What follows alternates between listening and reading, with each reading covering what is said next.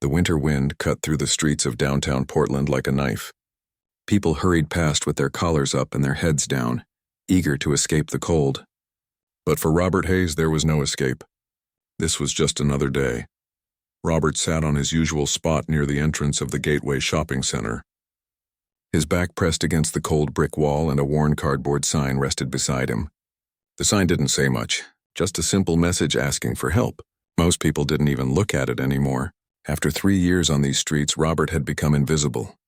He pulled his old jacket tighter around his shoulders. The jacket had seen better days. So had Robert.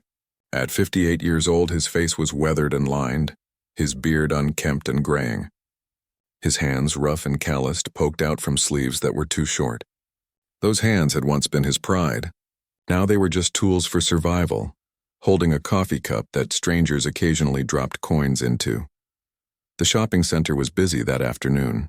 It was the week before Thanksgiving, and everyone seemed to be rushing somewhere important. Robert watched them all.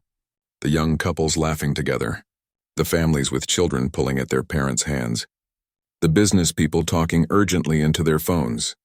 Each person was living a life that felt impossibly far from his own. Across the street, something was happening at the Riverside Community Center. Robert had noticed the activity all morning. People were carrying chairs inside. Someone was unloading speakers from a van. Colorful banners hung from the windows announcing some kind of charity event. The irony wasn't lost on Robert. A charity event happening right across from a homeless man who could use some charity himself. Around 2 in the afternoon, the music started. Robert could hear it drifting across the street whenever the community center's doors opened. Piano music. His chest tightened at the sound. He hadn't heard live piano music in so long. Without meaning to, he found himself staring at the building's windows, trying to catch a glimpse of the instrument inside. A woman rushed out of the community center. She looked stressed, her phone pressed to her ear. Robert could hear bits of her conversation even from across the street. Something about a pianist not showing up, a schedule falling apart, an event starting in 30 minutes with no music. The woman, whose name was Linda Thompson, ended her call and stood there looking defeated. She was the event coordinator, and this was supposed to be her biggest fundraiser of the year. Local businesses had donated. The mayor was coming. And now, with no pianist, the whole carefully planned evening was falling apart. Linda took a deep breath, trying to calm herself. That's when she noticed Robert. At first, she saw what everyone else saw, a homeless man sitting against a wall. But then she noticed something different. He wasn't looking down at the ground like he usually did. He was staring at the community center with an intensity she couldn't quite understand. More specifically, he seemed to be staring at the windows where the piano was visible inside. Something about his expression caught her attention. It wasn't the vacant stare she'd seen on so many faces. There was focus there, recognition, almost like longing. Linda had lived in Portland her whole life. She'd walked past homeless people thousands of times. She'd donated to shelters and volunteered at soup kitchens. But she'd rarely stopped to really look at them as individuals. Today, though, something made her cross the street. Robert didn't notice her approaching at first. He was lost in memories, triggered by those few notes of piano music he'd heard. Memories of a different life. A life where his hands moved across keys instead of holding a cup for spare change. A life where he wore a suit and tie instead of layers of threadbare clothing. A life before everything fell apart. "Excuse me," Linda said softly. Robert looked up, startled. People didn't usually talk to him unless they were telling him to move along. "Yes?" His voice was rough from disuse. He didn't talk much these days. Linda hesitated. This was crazy, but something in her gut told her to ask. "I noticed you looking at the community center." At the piano through the window, Robert's eyes widened slightly. He hadn't realized he'd been that obvious. "I have a strange question," Linda continued. Do you know how to play piano?" The question hung in the cold air between them. Robert's mind raced. How could she possibly know? How could she see what no one else had seen in 3 years? I used to," he said quietly, looking down at his hands. "A long time ago." Linda's heart began to beat faster. How long ago? Robert was quiet for a moment. 15 years. Maybe more. I don't really keep track anymore. Were you good? A sad smile crossed Robert's face. It was the first time he'd smiled in months. I was a music teacher. I played professionally, gave concerts, he paused. But that was another life, another person. Linda made a decision that would change everything. We're having an event today. Our pianist didn't show up. I know this is an unusual request, but would you be willing to play for us? Just for an hour. We can pay you something. Robert's hands began to tremble. Fear washed over him. He hadn't played in so long. What if he couldn't do it anymore? What if his fingers didn't remember? What if he embarrassed himself in front of all those people? I don't think that's a good idea, he said, shaking his head. Look at me. I'm not. I can't. I understand, Linda said gently. But I saw how you were looking at that piano. Like it meant something to you. And right now I'm desperate. Please, just think about it. Robert looked down at his hands again. These hands that had once brought music to life. These hands that had taught students how to find beauty in the keys. These hands that had played at his own wedding, making his wife cry happy tears. His wife, Catherine. She'd loved hearing him play. She'd sit for hours just listening, saying it was the most beautiful sound in the world. But Catherine was gone now. She'd been gone for 16 years, and when she left, she'd taken Robert's music with her. I'm scared, Robert admitted, his voice barely a whisper. Linda sat down beside him on the cold concrete. I know, but what if you still have it? What if the music is still in there, just waiting? Robert closed his eyes. Could he do it? Could he walk into that warm building full of people who would stare at his appearance and judge him before he played a single note? Could his fingers remember what his heart had never forgotten? If I do this, he said slowly, people are going to stare. They're going to judge. Let them stare, Linda said. Let them judge, and then show them who you really are. Robert sat there for what felt like an eternity. The cold wind blew. The shoppers hurried past, and somewhere across the street a piano sat waiting. Finally, with shaking hands, Robert pushed himself up from the ground. His legs were stiff from sitting, and he stumbled slightly. Linda reached out to steady him. Okay, he said quietly. I'll try. The walk across the street felt like the longest journey of Robert's life. Every step was heavy with doubt. Linda walked beside him, offering quiet encouragement, but Robert could barely hear her over the pounding of his own heart. As they approached the community center's glass doors, Robert caught his reflection. He stopped cold. The man staring back at him was a stranger. Dirty clothes, messy hair, a face marked by years of hardship and sleeping rough. This wasn't the man who used to perform in concert halls. This wasn't the respected teacher who wore pressed shirts and polished shoes. I can't, Robert said, turning away. Look at me. I'll ruin your event. Linda gently touched his arm. Robert, listen to me. Those people in there, they came to support a good cause. They came to help people who are struggling. Let them see that those people have names, have stories, have gifts to share. Robert wanted to run. Every instinct told him to go back to his spot against the wall where he was safe in his invisibility. But something deeper pulled him forward. Maybe it was the memory of Catherine. Maybe it was the thought of his hands on those keys again. Maybe he was just tired of being invisible. Okay, he whispered. But I need a minute. Linda nodded and opened the door. Warmth rushed out to meet them. Robert hadn't felt real warmth in so long that it almost hurt. They stepped into the lobby, and immediately Robert felt eyes on him. A well-dressed couple standing near the coat check looked up. Their conversation stopped mid-sentence. The woman's hand went to her purse instinctively. The man's eyes narrowed. Robert saw it all. He'd seen those looks 1,000 times. Linda? A man in a suit approached quickly. He was one of the event organizers. What's going on? Did you find someone to play? Yes, Tom. This is Robert. He's a professional pianist. Tom looked at Robert. His expression said everything. Confusion, doubt, concern. Linda, can I talk to you for a second? He pulled her aside, but Robert could still hear them. You can't be serious. Where did you find him? He was sitting outside. Tom, he used to be a music teacher. He played professionally. Used to be. Linda, we have the mayor coming. We have donors here. We can't just bring someone off the street and what? He's still a person, Tom. He has a name. and he's willing to help us." Robert stood there trying to make himself smaller. He wanted to disappear into the walls. Around the lobby, more people were noticing him now.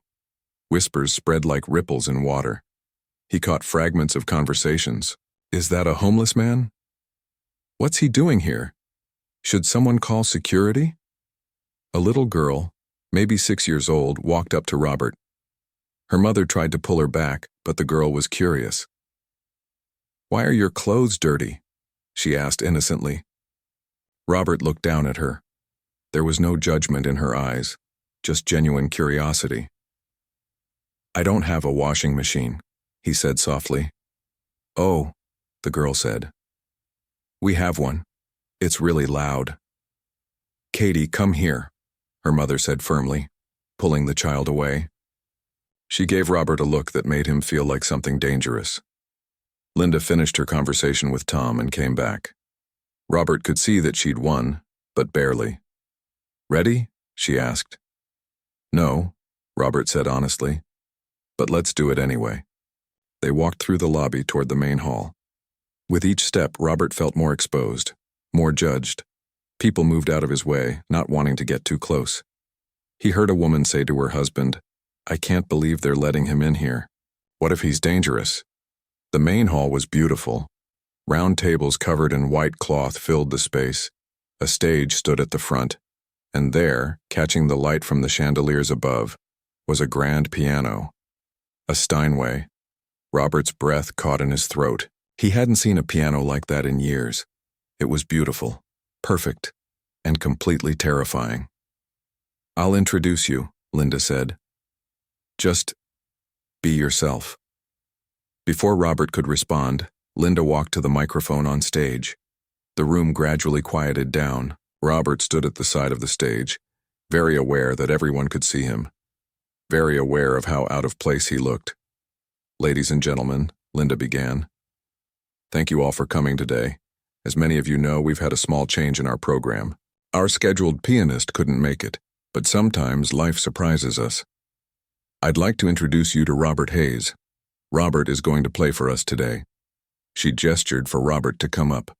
His legs felt like concrete. "Move," he told himself. "Just move." He climbed the steps to the stage. The lights were bright. The audience was a sea of faces, and none of them looked friendly. They looked skeptical, uncomfortable. Some looked disgusted. Robert walked to the piano and sat down on the bench. It had been so long since he'd sat on a piano bench. The position felt foreign and familiar all at once.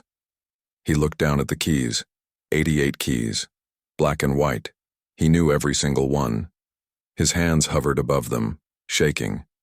15 years since he'd played.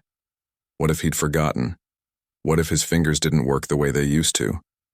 What if he humiliated himself in front of all these people who already thought he was nothing? In the audience, he could hear whispers. "This is ridiculous. I can't believe we're supposed to listen to this. He probably doesn't even know how to play." Robert closed his eyes. The voices faded, and in the darkness behind his eyelids he saw Catherine. She was sitting in their old living room, the one they'd lost when the medical bills piled up. She was smiling at him the way she always did when he played. "Play from your heart," she used to say. "That's where the real music lives." Robert's hands stopped shaking. He thought about everything that had led him here.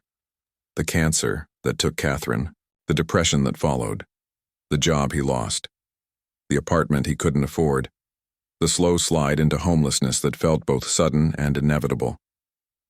He thought about the last time he'd played.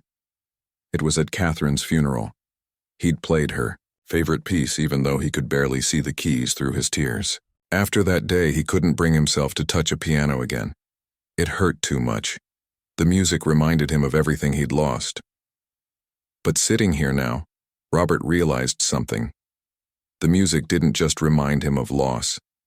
It reminded him of love, of joy, of the man he used to be, the man he still was, underneath all the dirt and pain and years of hardship. He placed his fingers on the keys. They felt cool and smooth. Perfect.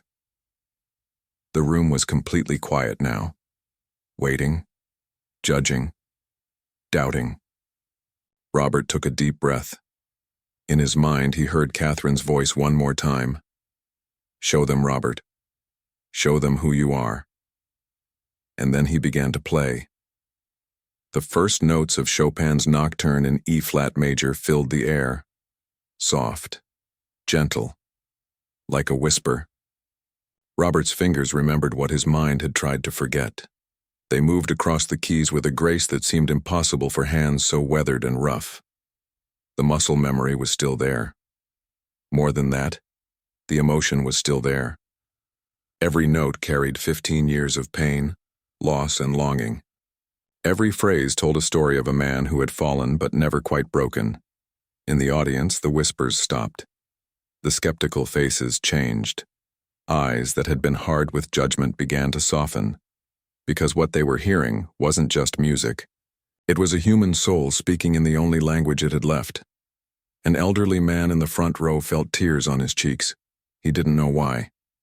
He just knew that this music was touching something deep inside him.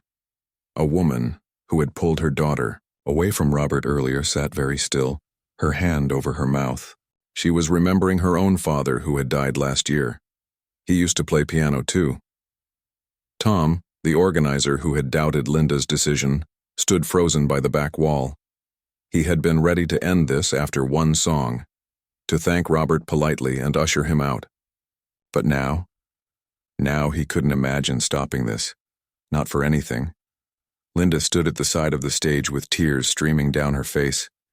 She had taken a chance on a homeless man sitting against a wall, and he was giving everyone in this room something precious, something real, something that money couldn't buy. Robert played on, lost in the music. His eyes were closed.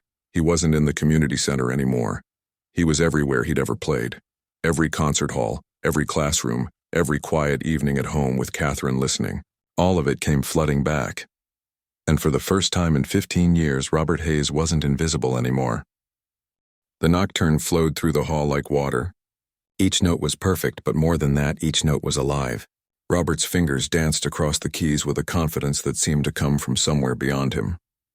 This wasn't just muscle memory. This was his soul speaking. In the audience, people had stopped moving entirely. Nobody reached for their phones.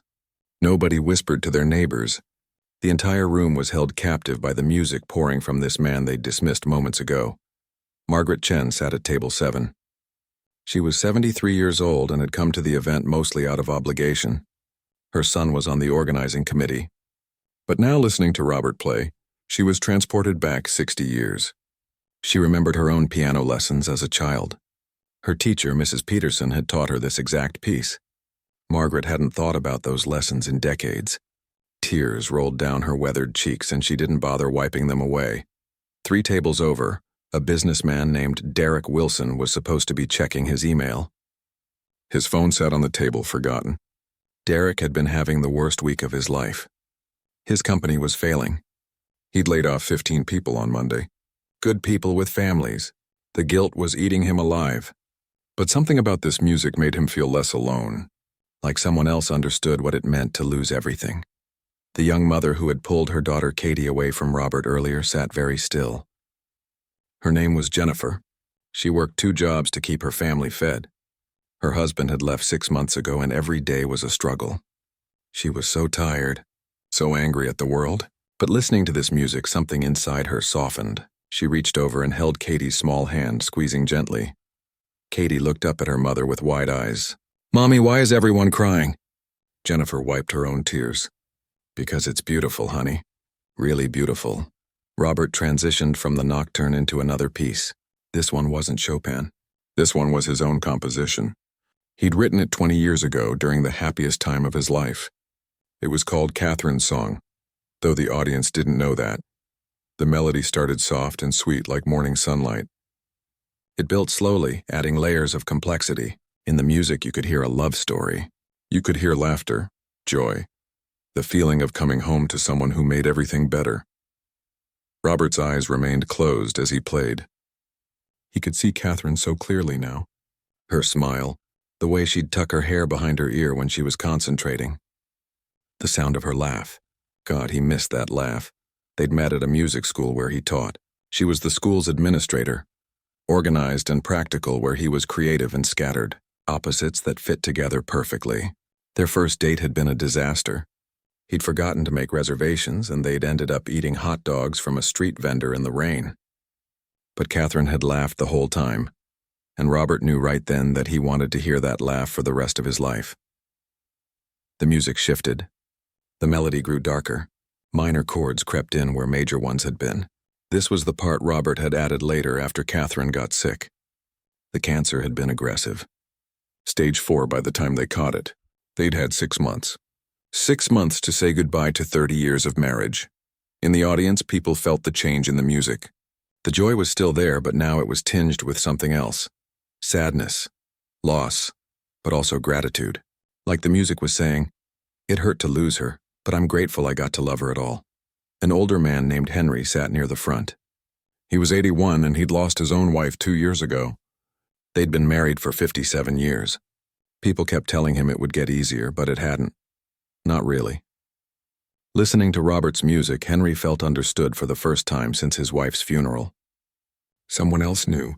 Someone else carried the same weight. Henry's shoulders shook as he cried. He didn't care who saw, the music kept building.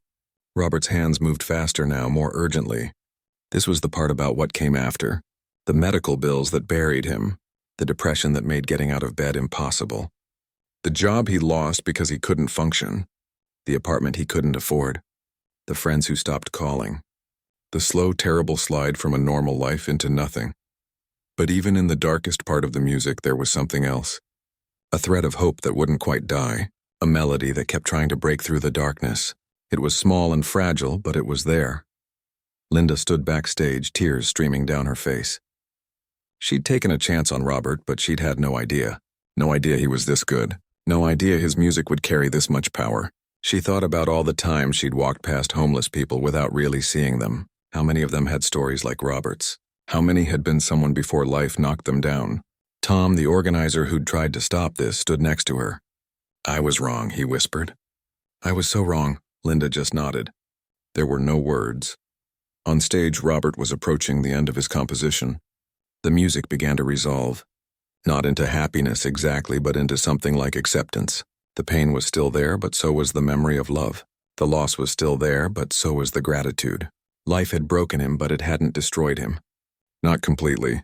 The final notes came slowly, deliberately, each one hanging in the air before fading. And then, with one last gentle chord, the music stopped. Silence filled the hall. Complete silence. Robert's hand stayed on the keys for a moment, then slowly lifted. He opened his eyes and looked out at the audience for the first time since he'd started playing. What he saw shocked him. Nearly everyone was crying.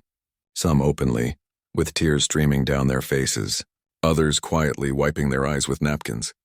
Even people who'd looked at him with disgust earlier were crying now. For a long moment, nobody moved. The silence stretched on. Robert wondered if he'd done something wrong. If maybe they were just being polite, waiting for him to leave. Then, from the back of the room, someone started clapping. It was Henry, the older man who'd lost his wife. His applause was slow at first, deliberate. Then others joined in. One by one, then in groups until the entire room was clapping. But it wasn't regular applause. People were standing up. A standing ovation for him, for Robert Hayes, the homeless man they'd judged and dismissed. Robert sat frozen on the piano bench, overwhelmed. He couldn't process what was happening. These people, these same people who'd looked at him like he was garbage an hour ago, were now on their feet applauding him. The applause grew louder. Some people were shouting, "Bravo!" A woman near the front was clapping so hard it must have hurt her hands. Robert felt his chest tighten. Emotion overwhelmed him. For 3 years he'd been invisible. For 3 years people had looked through him like he wasn't there. And now suddenly they saw him. Really saw him. Not as a homeless man or a problem to be solved, but as a person, as an artist, as someone who mattered. Tears began rolling down Robert's face. He couldn't stop them. Didn't want to stop them. All the pain of the last 15 years came pouring out. All the loneliness and shame and grief. But mixed in with the pain was something else. Something he'd almost forgotten the feeling of. Hope. Linda walked onto the stage and hugged Robert. He stiffened at first. Physical affection was rare in his world, but then he relaxed into it and more tears came. "Thank you," Linda whispered. "Thank you for sharing your gift with us." Robert couldn't speak. He just nodded against her shoulder. When Linda finally let go, she led Robert off the stage. The applause continued. As they walked through the hall toward the back room, people reached out to touch Robert's arm, his shoulder, offering connection, offering recognition. The little girl, Katie, broke free from her mother and ran up to Robert. "That was the most beautiful thing I ever heard," she said, her eyes wide and sincere. Robert knelt down to her level, his knees creaking. "Thank you, sweetheart. That means a lot."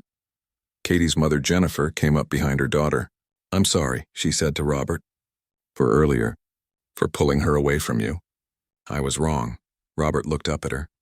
"You were just protecting your child." "I understand," Jennifer shook her head. "No, I was judging you. And I'm sorry." She held out her hand. Robert looked at it for a moment, then took it. A handshake. Such a simple thing. But it felt like forgiveness. As Linda led Robert to a quiet room backstage, the party continued in the hall. But it was different now. People weren't just making small talk anymore. They were having real conversations. About struggles. About loss. About the way we judge people without knowing their stories. Robert sat in a chair, exhausted. Playing had taken everything out of him, but it was a good exhaustion. The kind that comes from doing something that matters. Linda brought him water and some food from the buffet. Real food, warm food. Robert's hands shook as he ate. He couldn't remember the last time he'd had a meal like this. "What happens now?" Robert asked quietly. Linda smiled. Now everything changes." Robert sat in the small backstage room, trying to process what had just happened. His hands were still trembling, but not from fear anymore. From adrenaline. From emotion. From the overwhelming sensation of being seen again after years of invisibility. Linda had given him space, but people kept knocking on the door. They wanted to meet him. To shake his hand. To tell him how his music had moved them. Robert wasn't used to this.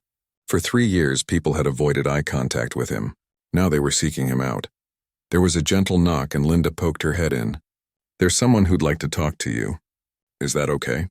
Robert nodded and a young woman walked in. She looked to be in her mid-20s with kind eyes and a nervous smile. "Mr. Hayes? My name is Rachel Kim. I'm a reporter for the Portland Tribune." Robert's stomach dropped. A reporter? He looked down at his dirty clothes, suddenly aware again of how he must appear. "I don't know if I want to—" "Please," Rachel said quickly. "I'm not here to exploit you. I just think your story deserves to be told. On your terms." Robert studied her face. There was no judgment there. Just genuine interest. "What do you want to know?" Rachel sat down across from him. She didn't record anything or even take out a notepad. She just listened as Robert talked. And once he started, he couldn't stop. The words poured out like the music had. He told her about Catherine, about their life together, about her illness and the medical bills that came after, about the depression that swallowed him whole when she died, about losing his job, his apartment, his dignity, about the 3 years on the streets where every day was just about survival. "I forgot who I was," Robert said quietly. "I forgot I was ever anything more than just a homeless guy people step around. Until today. Today I remembered." Rachel's eyes were wet. "Would you be okay if I wrote about this?" "I think people need to hear it," Robert thought for a moment. A year ago, even a month ago, he would have said no. He would have wanted to stay invisible, safe in his anonymity. But something had shifted today. "Yes," he said. "You can write about it." What Robert didn't know was that several people had recorded his performance on their phones. As he sat talking to Rachel, those videos were already being uploaded to social media. Posted, shared, going viral in that mysterious way that happens when something touches people's hearts. By the time Robert left the community center that evening, his performance had been viewed thousands of times. By morning, it would be millions. Linda had given Robert $300 for playing. More money than he'd seen in months. She'd also given him her business card and made him promise to call her the next day. "I mean it, Robert. Please call me. We're going to help you." Robert walked back to his usual spot outside the shopping center, but everything felt different. The night air didn't seem as cold. The street didn't seem as lonely. He had $300 in his pocket and a business card with someone's phone number. Someone who saw him. Someone who cared. He sat down against his wall and looked at his hands. These hands had made music today. Real music that made people cry, made them feel, made them think. For a few hours he hadn't been a homeless man. He'd been a pianist, an artist, a human being with value. Robert pulled out his old blanket and wrapped it around himself. But sleep didn't come easily. His mind was too full, too alive. For the first time in years, he let himself imagine a different future. Maybe this didn't have to be his life forever. Maybe there was a way back. The next morning, everything changed. Robert woke to find people standing around him, not avoiding him, not pretending he wasn't there, actually standing there looking at him with recognition. "Are you the piano player?" a young man asked. "From the video?" Robert was confused. "What video?" The man showed him his phone. There was Robert at the piano playing. The video had millions of views, thousands of comments. People from all over the world were watching him play, commenting, sharing their own stories of loss and struggle and hope. Robert stared at the screen in disbelief. "How did this happen?" "You happened," the young man said. "That performance was incredible, man. You're like everywhere online right now." More people gathered. Some wanted selfies with him. Others just wanted to shake his hand. An older woman brought him coffee and a breakfast sandwich. "You deserve this," she said simply. Robert's phone, which he'd kept from his old life but rarely used because he had no one to call, started ringing. The number was local. He answered hesitantly. "Robert, this is Linda. Have you seen the news? People keep showing me videos." "I don't understand what's happening." Linda laughed, and it was a happy sound. "What's happening is that you touched people's hearts. The story is everywhere. And Robert, I've been getting calls all morning. People want to help you. Organizations, music schools, even the mayor's office called." Robert felt dizzy. This was too much, too fast. "I don't know what to say." "Say you'll meet me for lunch. We have a lot to talk about." They met at a small diner downtown. Linda brought Tom, the event organizer, and a woman named Patricia who worked for a nonprofit helping homeless individuals. Robert felt overwhelmed by all the attention, but they were kind, patient. They didn't push. "We'd like to help you get back on your feet," Patricia explained. "We have programs for housing, job placement, mental health support. If you're interested." Robert's first instinct was to say no, to run. Change was terrifying, even good change. The streets were horrible, but they were familiar. Safe in their predictability. But then he remembered the feeling of playing piano again. Of being seen. Of being human. "Yes," he said. "I'm interested." The next few days were a whirlwind. The news story Rachel wrote went viral. Major networks picked it up. "Homeless pianist brings audience to tears," the headlines read. Robert's face was everywhere. People recognized him on the street. Not everyone's reaction was positive. Some people said it was a publicity stunt. Others questioned why one homeless person was getting so much attention when thousands suffered in silence. Robert understood their anger. He'd been one of the invisible ones for years. But he couldn't control what happened. He could only move forward. Patricia's organization helped Robert get a room at a transitional housing facility. It was small, just a bed and a desk and a bathroom, but it was his. 4 walls and a door that locked. Privacy, safety. The first night, Robert cried himself to sleep, overwhelmed by the simple luxury of being warm and alone. But housing was just the first step.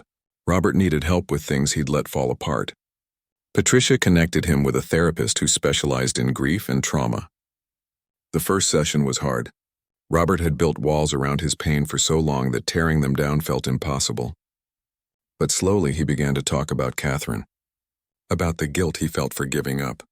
About the shame of becoming homeless. "You didn't give up." His therapist, Dr. Helen Martinez, told him gently. "You survived the unsurvivable." That took incredible strength. Robert wasn't sure he believed her yet, but he kept going to therapy, kept showing up. Meanwhile, the music community was reaching out. A local music school offered him a part-time teaching position, working with students who couldn't afford lessons. The pay wasn't much, but it wasn't about the money. It was about doing what he loved again. Being who he was. Robert's first day teaching was terrifying. He stood in front of a piano with 3 students staring at him. Young kids, maybe 10 or 11 years old. They knew who he was. They'd seen the videos. "Mr. Hayes," one girl asked nervously. What should we play? Robert sat at the piano. His hands found the keys.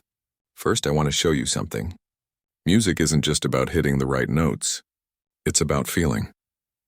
About telling a story. Let me show you. He played a simple scale, but he played it with emotion, with intention. The kids watched mesmerized. And Robert realized something. He was good at this. Not just playing, but teaching. Sharing this gift with others. Helping them find their own voices. After class, the little girl came up to him. Mr. Hayes, my dad left last year, and when you played that sad part in the middle, I felt like someone understood. Thank you. Robert knelt down to her level, just like he'd done with Katie. Music is good for that, for helping us feel less alone. Keep playing, okay? The world needs your music. That night, Robert returned to his small room at the housing facility. He had a job now. A purpose. People who cared about him. It wasn't a mansion or a fortune, but it was a start. It was hope. He pulled out his phone and looked at the videos again. Watched himself playing. Read some of the comments. Many were from people sharing their own struggles, their own losses, their own moments of falling down and trying to get back up. Your music saved me today, one comment read. I was ready to give up. But hearing you play reminded me that it's possible to survive. Robert felt tears on his face, good tears this time. He'd spent 3 years thinking he had nothing left to give the world, that he was just taking up space. But maybe that wasn't true. Maybe his pain, his survival, his music could help someone else keep going. He thought about Catherine, about what she would say if she could see him now. She'd probably be crying and laughing at the same time, telling him she always knew he'd find his way back. That the music was always there, waiting for him to remember. I'm trying, Catherine, Robert whispered to the empty room. I'm really trying. And for the first time in 15 years, he believed he might actually be okay. 3 months had passed since that afternoon at the community center. 3 months since Robert's life had changed in ways he never imagined possible. But recovery wasn't a straight line. Some days were good. Some days were hard. And some days Robert still felt like that man sitting against the wall, invisible to the world. He woke up in his apartment. Not the transitional housing room anymore, but an actual apartment. Small, just a studio, but it was his. He'd signed the lease 2 weeks ago and he still couldn't quite believe it. Every morning he expected to wake up on the street, realizing it had all been a dream. Robert made coffee in his little kitchen. Another miracle. Hot coffee whenever he wanted it. He stood by the window watching the city wake up. From up here on the 4th floor, Portland looked different, cleaner, safer. But Robert knew what was down there. He knew because he'd lived it. His phone rang. It was Linda. She'd become more than just the woman who gave him a chance. She'd become a friend. One of the few he had. Morning, Robert. Just calling to remind you about tonight. The benefit concert. Are you ready? Robert's stomach flipped. Tonight, the concert. He'd agreed to perform at a benefit for homeless musicians and artists. It had seemed like a good idea when Linda suggested it. A way to give back. To use his story for something meaningful. But now, with the event just hours away, Robert felt terrified. I think so, he said, though his voice betrayed his doubt. You'll be wonderful. And Robert, there are some people who really want to meet you.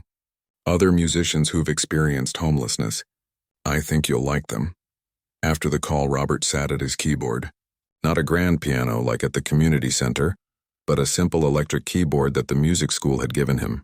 He'd been practicing every day, relearning pieces he'd once known by heart. His fingers were stronger now, more confident, but the fear never quite went away. He played scales, warm-ups, then moved into more complex pieces. As he played, he thought about the last 3 months. The therapy sessions that had left him emotionally drained but somehow lighter. The teaching job that gave him purpose. The small apartment that gave him dignity. The meals that didn't come from dumpsters or charity lines. But he also thought about the struggles nobody saw. The nightmares that still woke him up. The panic attacks when he saw his bank account getting low. The guilt he felt every time he passed a homeless person on the street, knowing he'd gotten help while so many others hadn't. Survivor's guilt, Dr. Martinez called it. It was real and it was heavy. Robert stopped playing and looked at his hands. These hands had been given a second chance. What was he going to do with it? That afternoon he went for a walk. His therapist encouraged it. Exercise, fresh air, connecting with the world. Robert's path took him past his old spot outside the shopping center. He hadn't been back since that day with Linda. Part of him had been avoiding it. Someone was sitting there now. A younger man, maybe in his 30s, with a cardboard sign. Robert stopped. He could walk past. Most people did. But he didn't, he couldn't. "Hey," Robert said, sitting down next to the man. The man looked startled. People didn't usually sit with him. "Hey yourself. I'm Robert. I used to sit right here." The man studied him. "You're that piano guy. I've seen the videos. Everyone's seen the videos." "Yeah, that's me." They sat in silence for a moment. Then the young man said, "Must be nice." "Getting out. Making it." Robert heard the bitterness in his voice. He understood it. "What's your name?" "Kevin. Kevin, it's not magic. I got lucky. Someone took a chance on me, but there's help out there if you want it. Real help." Robert pulled out a card from his wallet. Patricia's card. The non-profit that had helped him. "Call this number. Tell them Robert Hayes sent you. They'll help." Kevin took the card but looked skeptical. "They've got programs, housing, job help. It's not easy and it takes time, but it's real. Why are you telling me this?" Robert thought about that. "Because I sat where you're sitting, and I know what it feels like to think there's no way out. But there is. It's hard and it's scary, but there is." Kevin pocketed the card. "Thanks, man." Robert stood up. "I mean it. Call them." As Robert walked away, he felt something shift inside him. Maybe this was part of his purpose now. Not just playing music, but remembering where he came from, helping others find their way out of the darkness. That evening, Robert arrived at the concert hall early. It was bigger than the community center. Much bigger. The stage looked enormous, intimidating. His hands started sweating. Linda found him backstage, pacing. "Robert, breathe. There are so many people out there, Linda. What if I freeze? What if it's not as good as last time?" "Then it's not as good. Robert, you're not performing to be perfect. You're performing to remind people that homeless individuals are human beings with talents and worth. Just be yourself." Other performers arrived. A woman named Teresa who sang and had lived in her car for 2 years. A man called Jackson who painted and had been on the streets for 5. A young person named Riley who wrote poetry and was still transitioning out of homelessness. Each had a story. Each had gifts the world had ignored until recently. They talked backstage, sharing experiences. The shame, the invisibility, the daily fight to survive, but also the creativity that never died. The art that kept them human even when the world treated them as less than human. "We're still here," Teresa said. "They tried to make us disappear, but we're still here." The concert began. Riley read their poetry first. Words raw and powerful about sleeping in doorways and being moved along by police. Jackson's paintings were displayed on screens, vibrant colors depicting both the beauty and horror of street life. Teresa sang a song she'd written about her children, the ones she'd lost custody of and was fighting to see again. Then it was Robert's turn. He walked onto the stage. The lights were bright, but he could see the audience. Hundreds of people. Some he recognized from the community center. Many he didn't. And in the front row he saw Kevin, the young man from outside the shopping center. He'd come. Robert sat at the grand piano. He looked out at the audience one more time. Then he began to speak. 3 months ago, I was homeless. I'd been homeless for 3 years. Most of you probably wouldn't have looked at me. I wouldn't have blamed you. I didn't look at myself either. I forgot I was a person. I forgot I had value. I forgot I had something to offer the world. His voice shook, but he continued. A woman named Linda saw me. Really saw me. She asked me to play piano, and I almost said no. I was terrified. But I said yes, and it changed my life. Robert paused. But here's what I need you to understand. I got lucky. There are thousands of people on these streets who have talents, who have worth, who have stories. They're artists and musicians and teachers and parents and human beings. They're not invisible. We just choose not to see them. Tonight isn't just about celebrating that I found my way back. It's about recognizing that every person struggling on these streets deserves a chance, deserves dignity. Has to be seen. Robert turned to the piano. This is for everyone who's still out there, for everyone who thinks they're invisible. You're not. I see you, he began to play. Not Chopin this time, not even his own composition for Catherine. He played something new, something he'd written in the last month. It was called Still Here. The melody captured struggle and survival, pain and resilience, the absolute refusal to give up even when giving up would be easier. The music swelled, each note carrying the weight of experience. The audience listened, many crying again. But these tears felt different. Not just sad, but also fierce, determined, angry at injustice, hopeful for change. When Robert finished, the applause was deafening. But more important than the applause was what came after. People approached the donation tables. They signed up to volunteer. They took information cards about homeless services. They really saw backstage afterward. Kevin found Robert. That was something, man. I made the call. To that number you gave me. I have an appointment tomorrow. Robert felt his chest tighten with emotion. That's great, Kevin. That's really great. I'm scared, Kevin admitted. I know. But you'll be okay. It won't be easy, but you'll be okay. Linda hugged Robert tight. You did it. You really did it. Robert looked around at the other performers, at the volunteers helping, at the people who had stayed to learn more about helping the homeless community. We did it. All of us. That night, Robert went home to his small apartment. He made tea and sat by his window. Down below, the city lights twinkled. Somewhere out there, people were sleeping on streets, in doorways, under bridges. Robert couldn't save them all. But maybe he could help people see them. Maybe his music could build bridges between the visible and invisible. He thought about Catherine, about how she'd always believed that music had the power to change things, to connect people, to heal. She'd been right. Robert wasn't naive.